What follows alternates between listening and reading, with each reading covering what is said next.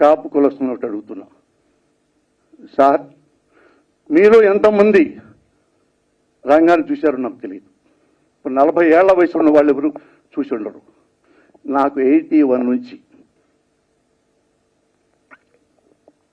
రంగా శిష్యుడిని, పోసాని కృష్ణమురళి. నన్ను నాగార్జున యూనివర్సిటీలో students యూనియన్గా general సెక్రటరీగా నన్ను గెలిపించాడు రంగా గారు. అప్పుడు విజయవాడ ఊరంతా ఊరేగించాడు రంగా గారు నన్ను, కమ్మవాడిని.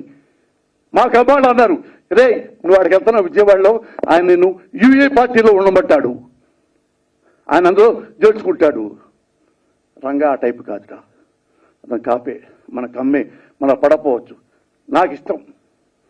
వెళ్ళాను, బత్తు తిప్పాడు, నాకు అన్నం పెట్టించాడు, నా పక్కన కుర్రాళ్ళకి అన్నం పెట్టించారు. నన్ను అడగల మన పార్టీలో చేరారు, యుఏలో యుఎస్లో కాదు. అంత గొప్ప రంగా నాకు బాగా తెలుసు. ఆయన అంటే నాకు ప్రాణం. మా కుటుంబ సభ్యులు ఎందుకు చెప్తున్నానంటే, నా భార్య తమ్ముడు పెళ్ళైతే పెళ్లి కార్డు కోసం రంగా గారింటికి వెళ్ళింది నా భార్య తమ్ముడు. రంగా గారు ఎంతో ఆప్యాయతం, రతనకుమారి ఇదిగో చావా అమ్మాయి వచ్చింది, చావా గారి అమ్మాయి వచ్చింది, అంత బిడ్డల్లా చూశారు నన్ను, మా కుటుంబ సభ్యుల్ని. అతనికి కమ్మకులంలో పుట్టాడు, కాపుకులంలో పుట్టాడు, కాపును ప్రేమిస్తాడు. కానీ అన్ని కులాల వాళ్ళు ఆయన దగ్గర పనిచేస్తారు, అన్ని కులాల వాళ్ళు ఆయన దగ్గర అనుచరులుగా ఉంటారు, సహచరులుగా ఉంటారు.